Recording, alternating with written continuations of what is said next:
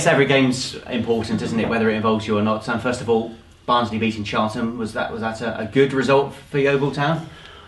A few people asked me, many in my family, work friends, because we had to wait to see what the result was, and you could have made an argument for a draw, you could have made an argument for a Charlton win, and you could have made an argument for Barnsley win, and we have done. I mean, the thing about Barnsley winning is, of course, it keeps Charlton with us, around us, still within those sort of 5 or 6 points, and it still keeps those teams' interest, if you like, because I think a few of them got to play each other. Doncaster got to go to somewhere. Blackpool played Charlton at the end, so it keeps it all interesting. And it's about what we do, though, and we've got to try and get a point or two up at Blackburn, which is obviously not an easy thing to do.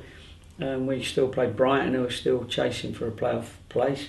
You keep looking at that, thinking, I wonder if they'll still be in with the shout by the time we play them. And even Middlesbrough still feel they've got an outside chance. So, and Huddersfield feel that they've still got to get one more win to make sure that they can't get relegated. So we got some tough old games, but we know where we are, and we know we've got to win 2 at least if everyone has a nightmare, and then 3 if you want to sort of have a good chance of staying in the Championship. Yeah, Blackburn away, I think many times you go there and get a draw would be a fantastic achievement and a fantastic result, but is it getting to the stage of the season where if it's 1-1, 10 minutes to go, you're thinking we've got to really push and go for the 3 points here? I think we'll have to, yeah. I mean, you've got to do that, because a point really is not going to be good enough on the day, although, as you say, against Blackburn it would be a good result. But what you've got to think about is that Blackburn would also be thinking the same. A draw is no good for them either. They got too many people between them and the playoff last spot, 6th spot, for them to come away with a draw and feel comfortable. They'll be near enough out of it if they draw or lose to us. So they'll be going for a win as well. So, this is the interesting part of the season, who deals with it, which players mentally can handle the pressure, and which players can come up with that fantastic goal or that fantastic pass that wins their team the game. Is it getting to the stage where it's now or never with 2 games in such a quick space of time? Well, it's not now or never until you get to the game where if you lose, you're out of it. That's the now. That's now or never. But it is nice. It will be nice to tick off one of those wins, and then only have 2 to win out of your last 3. That's a better percentage than needing to win 3 out of your last 3. But let's be honest about Blackburn and how good they are. They beat QPR recently 3-1 at home, and they're a good side. So little old Yeovil's got to go there and produce the game of the century. And if we do, then that'd be great, because we do want to stay in the division. Yeah, when you put it like that, it really does build up the importance. Are Yeovil capable of producing that kind of performance away at Blackburn on Friday, do you think? Well, the performances have been good of late. Yeah, they have. Yeah, of course, we've got that in the bag. We went to Wigan, we went to Derby, we was leading in those games. We went to Leicester, leading in that game. So, if we can learn from the past, if you like, and get a goal up early, and then we got to make sure we keep it. But these teams are so strong, and people like Jordan Rhodes around, they might not do nothing for a lot of the game and then just pop up with a winner. So that's why they've made a big career out of the game, and are about to. Well, he should be in the Premiership, shouldn't he? I don't know if he's played in the Premiership, has he? I'm not sure. Where he began his career, possibly. But yeah. Well, anyway, he is a Premiership player, so you've got to be aware of him. Yeah.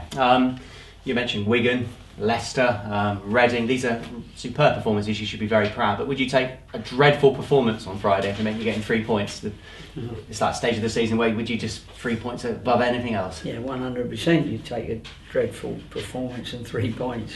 But in the Championship, unfortunately, if you put in a dreadful performance, you don't get the 3 points. No way. So you mustn't think that way, because that's not going to happen. In terms of team news, is anyone available from last week? Is anyone not available? There's, I don't think we have many that would needed to be. Most were available last week, weren't there? We got a few little knocks that we're going to wait and give them. There's a couple more days yet to assess it, but we may have to change our first team. We're not quite sure yet. And I'm hearing Sam Foley's back at the club. Is that correct? Yeah, we needed everybody back at the club. We've got a small squad at the moment, and we're playing Friday, Monday, Friday, 3 games in 7 days. And then obviously the last game the following Saturday. We need everybody around, and so we called him back. Yeah, and in Sam you've got a good egg, and you could easily throw him straight back in, couldn't you? And know he'll do a good job for you. Yeah, we could, and he knows our way. He's part of our promotion last year, and also anyway it's good to have the boys that were part of last year's end of season campaign, because they're the positive ones, and people like Sam are life and soul of the party sort of thing, and it's good to have Sam around. Okay, and just a few questions on Monday, if I may. First, I suppose Huddersfield, you must immediately think we owe them one for what happened earlier in the season. Yeah, we do. We didn't play very well that game. There was reasons for it, which can't go public. But we couldn't pick what we felt was our strongest team on the day. We started off well, but then they got their game going and we couldn't recover. So we do owe them one, but they were going very well at that time. Whereas at the moment they're going through a little bit of a sticky patch, even though they've got a good Championship side as well. And Huddersfield won't go down. And anyway, I believe they've well got enough points not to go down. So we'll have to wait and see how the results go first before that game, and see whether they've still got a chance, and how they're going to look at our game on the Monday. Yeah, I think that you're like every manager. There's a few things that happen in a season that you can't go public on. Maybe when the book comes out, you will. How much of a roller coaster has 2013-14 been for you personally? It's been a massive roller coaster, and I can honestly say I've enjoyed it. I've enjoyed it because of the level that we've got our group playing at and against. We've had 2 or 3 games where we've not played well, and we've rightly got beat, but we knew that in the Championship. But we also know that I've kept my word with some of the players that I said would play in the Championship. This was when they were in the First Division, and they've done that. Some have proved their worth and done very well, and some have not quite proved that they're Championship, but I gave them that opportunity. That's why we went up in the first place. That's what gave them the spirit, if you like, in the First Division to get promoted, to have that opportunity. So judging from the supporters that I speak to, most of them, they've enjoyed the Championship. They'd like another season in it, and we still might. But it's been, I think we've taken our club to a place where we never believed it could go, and that is what we said originally, competing in the Championship. And I promise you that's what we've done. There's no doubt, I think, and the players have learnt and had to learn a lot of things in a short space of time, and perhaps even an experienced man like you's learnt 1 or 2 things. If we could start the season right now with the squad you've got right here, right now, do you think you would be faring better than the things you started with back in August, with the experience that you've gained and gathered? No, I think because, as you say, I'd already had that experience anyway in the Championship, so I knew what was required. We had to work very hard with some players because we thought they'd have to work hard to become Championship players, and it's just when Bristol City went up to the Championship, we was able to maintain a pretty good budget to compete that season. And if you've learned anything, and we knew this at the start of the season, it's the top players in the Championship cost a lot more money than we can lay out, and we understand that. But we're getting value for money, that's for sure, because our players have competed. But to get those top players, to get you competing in the Championship, the budget needs to be a bit higher, which our club's not going to be able to go to, and I understand that.